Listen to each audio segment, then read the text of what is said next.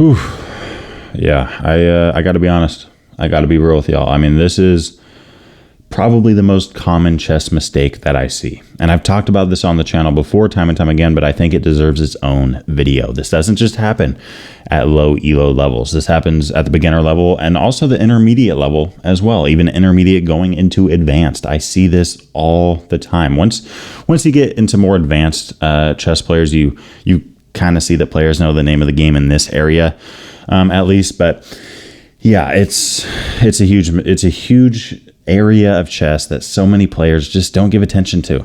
Okay, and we're going to talk about why I think that is, at least.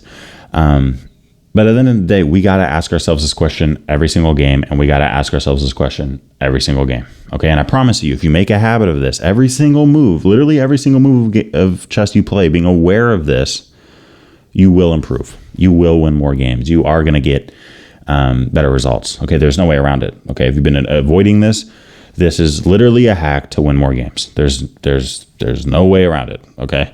The question we have to ask ourselves every single move, right? And by the way, obviously when we ask ourselves this question, it doesn't have to be like audibly every move and then we keep recounting. You're going to know, right? You're going to know kind of where you're at, right? But you got to keep a gauge on it. The question is, am I up material or down material? That's it. That's the question. And that's the question that so many players don't pay attention to. And you really need to, okay? Now, when you play on chess.com, for example, right? When you play on chess.com, you might notice that on the bottom of your chess game, you're going to have, maybe a +3. Maybe your opponent has a +4. Maybe neither side has anything. In that case, then, okay, I mean, we're just dead even, right? But oftentimes in chess, we're up material, or our opponent is up material, and this drastically changes how we play the game of chess every single time. Okay, first off, again, we got to ask ourselves, are we up or down material, right? And then from there, we have to respond in the appropriate way. Okay, now let's just pull up this position. We've all seen it. I mean, at least if you play chess, I hope you've seen this starting position, right? Now in this position here, we're not up material, right? But I'm literally going to grab this rook and I'm going to throw it off the board. Okay, now we're up 5 points, right? We're up a rook, we're up 5 points. Now, if you had two players sit down, I'm even going to say, let's just say you are playing as white and Magnus Carlsen is playing as black. Could you win this position? Answer below, right? Do you think you would win this position against Magnus Carlsen if you're playing as white? Okay. Now, since we're up material, we want to trade down. Okay, this is huge. All right. Now, the analogy that I make often, right, is let's say there's a fight, right? And we shouldn't be fighting, but let's say there's a fight, right? Or let's say we're having a for fun fight, some kind of competition or whatever it is. And let's say in this fight, right? Let's say in this fight, there's 90 people on one side and there's 100 on the other. Right? 100 against 90. Who's going to win that match? Well, probably the team with 100, right? But again, there's only a 10-person difference. Now let's subtract that all the way down, right? Let's say there's 20 and let's say there's 10. Who's going to win? Well, I'm honestly way more confident that the 20 can beat a 10 than 100 can beat a 90. Right? I mean, it's twice as much people instead of a smaller percentage. Let's take it down even further. 15 against 5. Again, the difference is only 10. Difference is only 10. But now we're looking at one side that has 3 times as much power. Right? Let's do it again. Let's say we have an 11-on-1. Who's going to win that fight? Right? I mean, unless you got some MMA guy or something in there in the mix. I mean, I don't know. I mean, it's going to be tough, right? It's going to be tough to pull that out, 11-on-1, okay? Unless you got some boxer or something. So all that to say, right? If we're up material, we want to trade down. That is going to help our chances. Now, if we're down material, we don't want to trade down, okay? Here's the general principle that I give to my students, right? My private students. If you're up material, even if you're up 1 pawn, you want to trade. You want to make this game absolutely boring to look at, right? You want, if someone walks by the board, you want them to go, wow, I mean, there's really not much going on here, but it looks like white's just up a pawn. Okay, interesting. right? You don't want a crazy position where it's like, whoa, white's up a pawn, but wow, there's so much going on here, because it can go either way. But let's say we're down material, right? If I'm down a pawn, I don't want someone to walk by and look at the board and go, oh, wow, like, well, I don't really know what Solomon has going for himself here. I mean, his opponent doesn't either, but I mean, it looks like Solomon's just down a pawn, and I don't know, he's just down a pawn. That's not what I want, right? I would rather have someone walk by and go, wow, Solomon's down a pawn, but there is a lot of crazy stuff going on here. It's complicated. Pieces are flying all over the place. Stuff can happen, right? Players can make mistakes. That's the biggest thing, right? We got to complicate if we're down a material. Now, back to the position here, right? Again, we're up a rook. Again, answer down below if you think you could beat Magnus Carlsen in this position, okay? Okay, we're going to call this the first position. Okay, so could you beat Magnus Carlsen in this position you're playing as white? Okay.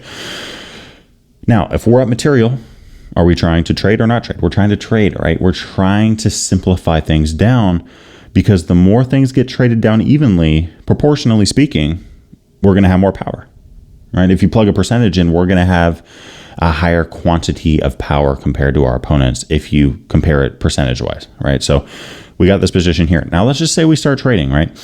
Let's just say the queens fall off the board.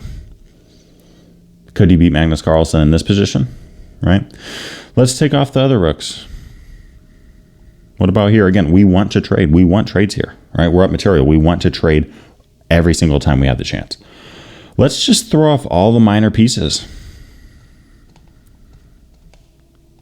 Now, in the first position, a lot of you guys probably thought, I don't know, maybe I don't think I could. And then some of you guys are like, yeah, I mean, we're just up a rook, right? Depends on your playing level and your confidence and all that kind of stuff. But I'm assuming most of you in this position, we'll call it the second position, that you can comment down below your thoughts. I feel like most of you guys would win this. I have a hard time imagining that Magnus Carlsen can win this as black. And that's no offense to him. It's just he literally doesn't have any pieces. Now, let's take it a step further. Let's keep trading down, right? Let's throw off all of black's pawns, right? Let's just chuck them off the board. And let's chuck off our pawns. Now, obviously, this isn't how chess works, right? We don't just grab pawns and chuck them off the board and throw them out the window. But the idea here is that we are trading pieces, right? They lose a pawn, I lose a pawn. They lose a knight, I lose a knight. Now we have this position. Could you beat Magnus Carlsen in this position?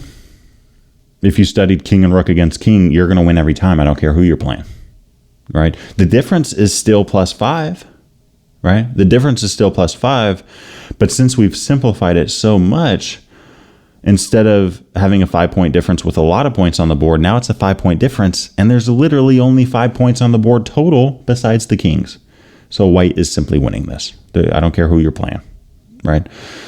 So you guys got to make it, I promise you, your game will improve as a result. You got to think more materialistically in chess. And it sounds weird to say that, right? Because in life, we're not supposed to think materialistically, right? We're not supposed to just think about, oh, what's the next material thing I can get, right? But in the game of chess, having more pieces, having more power than the opponent is huge. And when you do get there, you have to think materialistically in the sense of trading down every single chance you get. Guys, the moment I'm up one pawn, and my opponent's not attacking me and I'm not about to get checkmated, nearly every time I'm simply winning. Right now, it's just a matter of, okay, can I trade the knights? Can I trade? I'm going to offer a trade. I'm going to offer a trade. I'm going to offer a trade. And usually when you do that, your opponent just trades off, in which case it's like, okay, we're getting closer to an end game, in which case I'm winning. More on that in a moment. And if they don't trade, they're oftentimes just kind of running away, right? Running away, trying to avoid trades. And their pieces actually end up not being very good at all. Okay. So again, if you're up material, right? If we're up material, we got to trade down. Okay. Just the general consensus on that. Okay. Now, why do players, at least some of my students, when I first talked with them, why do they not like trading down? Right? They could be up a rook, they could be up 2 rooks, they could be up 3 pieces, they could be up 4 pawns, whatever it is. Why don't they want to trade? Oftentimes it's because they're worried about getting to the end game. Okay, and I think that's a deeper issue. And if you're not a very good end game player, that's okay. Right? There's ways to improve at the end game. I've made content on the end game on this channel. Gotham Chess actually has some really good content on the end game. Daniel Naroditsky has some stuff if you want to look at books. Love Albert has Just the Facts, which is great. There's a lot of different ways. Chess.com has some great videos on end games, and Stockfish as well, once you learn the end game that you can play against, right?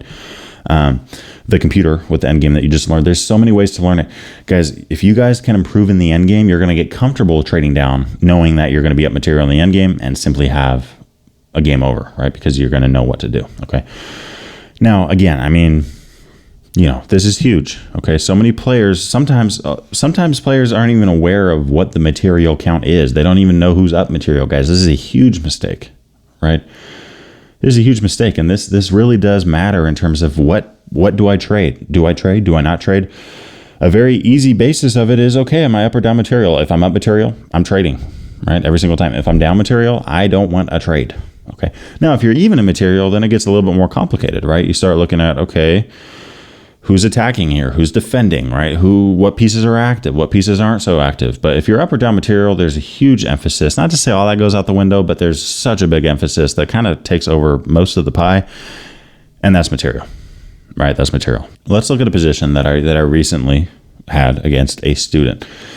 Here I was playing with the black pieces against my student, okay? And this student didn't really see what they could do as white to win this game or draw this game. They just didn't see a clear path to the end. So white here ended up just going, you know what, I'm just going to take the rook. Guys, this is a huge mistake. And the moment he played it, I went, well, now you're just losing, right?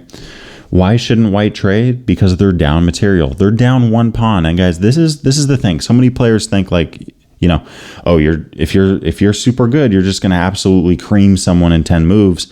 Not always. Right? I'm 2200 in tournament chess. If I play a 1700, there's not a very high chance that I'm going to win that game super quick, right? But if I do win it, which again, it's not guaranteed, but if I do win it, oftentimes games come down to a single pawn, right? If you go by, you know, let's just say the bottom of a chess tournament, right? No offense to anybody. That's not what I'm trying to do here, right? But if you're going down the list and there's the under 300 elo section in a tournament, right? And someone's up a pawn. Well, I don't know who's going to win that. But if you go to the Grandmaster section, right? And you got Magnus Carlsen versus whoever, or you know, whatever it is, and someone's up a pawn, like they're going to win, right? Unless their opponent can somehow manage a draw. But if you're up a pawn, you're winning, right? Once you get to the advanced level. Even one pawn, guys, if you're up one pawn, start trading. If you're down a pawn, avoid trades at all cost, right? This position is a great example of that. Now, look, I'm not saying that white, if they run away with the rook, that they're doing okay. They're still losing, but watch here. I mean, if you take the rook, now it's 5-on-4 in terms of pawns. That's it. Black simply crushing this. We're going to activate our king very quickly to this square. We can push a pawn. You know, if white just keeps wasting time over here, we can put the king here and just, you know, race that pawn down like we're in Radiator Springs, Lightning McQueen style.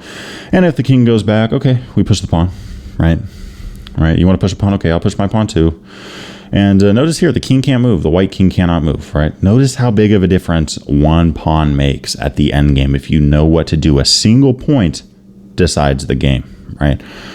Well, the king can't move. White's king can't move, so they got to start pushing pawns. Let's say they play there. Okay, we take on g4, right? And at this point, our pawn is so close to the edge. We actually, I mean, look, we could take. I mean, there's nothing wrong with that, but we actually don't have to. We can just push and push and push, and white can do whatever they want. We're going to get checkmate, game over. Okay, notice how easy that was, right? Going back here, white takes here. I mean, we take with the king. We just put the king here. We start pushing the pawn. That's it. That's the game, right? That's it. I mean, that's how you win that. Now, let's say white doesn't trade here. Let's say they go here, right? Now, we're still winning this, but it's going to take a lot more accuracy. It's going to take a lot more time. It's going to take a lot more, skill. It's going to take some determination. It's going to take, honestly, avoiding blunders, all that kind of stuff, right? In the other position, it's kind of hard for black to mess that up. In this position, black can mess it up at times. Let's look at a variation that Stockfish showed, right? King up. Okay, white plays here. We push the pawn. White checks. White comes here. Notice the rook here is attacking a pawn. We can't defend it. Stockfish played king e4. Is that a human move? Probably not, but okay, we continue. We take the pawn, right? Stockfish just keeps marching like crazy. And, okay, we get a check. The pawn advances. We check the king, right? Notice just how much of a battle that there is here, right? And finally, in this position, black can get a 1 game, but notice just how much accuracy, how much more work that took for black than just, oh, let's take the rook and then put the king here and push the pawn and we're winning. So I encourage you guys to literally write this down, right? Write this down on a piece of paper, read it through a few times, right? Memorize it, right? Try to think through it when you're playing your own games, right? Am I up or down material? If I'm up material and I'm not about to get checkmated, I'm winning 99% of the time. Objectively speaking, I am winning this game if I'm not about to get mated and I'm up material. If I'm down material, I'm usually objectively losing. Okay, so what do we do about that? Do we just trade and then get to an end game that's lost? No, we got to fight, right? And going back to the position here, something I noticed in this lesson that I had with the student, and something that I've noticed a lot of players do, is go, you know what, I'm playing as white. I don't know what to do here. I don't know what to do. What's the right thing to do? How do I win this game? How do I draw this game? Guys, I'm going to be honest. Most of my chess games, I don't know how I'm going to win. I don't know if I'm going to win in a lot of cases, right? If you put two grandmasters together and they're playing each other, they don't know how the whole game is going to go, because I get 5 choices, then you get 3, then I get 2, then you get 1 good move, then I get 1 good move, then you get 1 good move, then I got 4 good options, then you have 5. I mean, the tree just expands exponentially, right? So we actually don't know how the game's going to end, win, loss, or draw sometimes, right? We don't know how we're going to convert it, but what we can do is follow principle. So I encourage you guys, right? You guys might be up material and you guys might be going, I just don't know how to win this. That's okay. You don't need to know how to win it. I don't. Okay. But what you do need to know how to continue is by asking yourselves important questions, right? And I actually would like to make a series on this, depending on how, interested you guys are in this video. I might make more stuff like this, answering a question that we need to ask ourselves every single game. And this is one of them, right? Am I up material or am I down? And then responding. Okay. You don't need to know everything, but you need to follow principles, right? And one of those rules of thumb, which is good, is counting material and responding appropriately. Okay. Let me know down in the comment section as well. Like, in your games, are you very attached to material? Does your mindset change when you're +1? Or does it not really matter to you much of the time, right? When you're up or down material, right? Are you even aware, right? And by the way, if up to this point you haven't been aware much of your material, you didn't really care much if you're up or down, that's okay, guys. Right. This channel is not for anybody perfect, right? I'm not perfect. I'm still trying to improve it. The stuff I'm trying to improve at. And this channel is for guys guys and girls that want to improve their games as well and join in that process. Right. So let me know, kind of your thoughts on this, your questions, your approach. Right. And this can be applied to a lot of different things as well. I mean, let's just say, for example, we're playing a gambit, right? If we're playing a gambit, for example, and you read a book about the gambit, or you're looking at games about the gambit, the goal of the gambit isn't, okay, we're going to go down 1, 2, 3, or 4 pawns, and then after that, we're just going to trade every chance we get. That's how we win. No, it's attack the king, right? Avoid trades, attack the king. But if you accept the gambit, right? If you accept the gambit, you don't really hear anyone who knows what they're talking about going, hey, never trade. We're up material, never trade. Just keep everything on the board, keep things complicated. No, it's like, let's trade everything off. And then guess what? I'm just kind of up material, and that's kind of it. All right. So again, let me know what you think down in the comment section below. And I encourage you guys to really put an emphasis on this one in your games. I cannot emphasize it enough. Wishing you guys a great day. Thanks for watching today's video. If you liked it, make sure to subscribe to this channel. And on top of that, hit that notification bell so that you don't miss out on any of the chess content coming your way. I wanted to give a big shout out to my Patreon supporters for the month of December in 2023. And if you're interested in becoming a patron, we have a link down below, in which case you will see all of the benefits that you gain by becoming a member. I hope to see you join the family. All that said, I'll see you on the next one.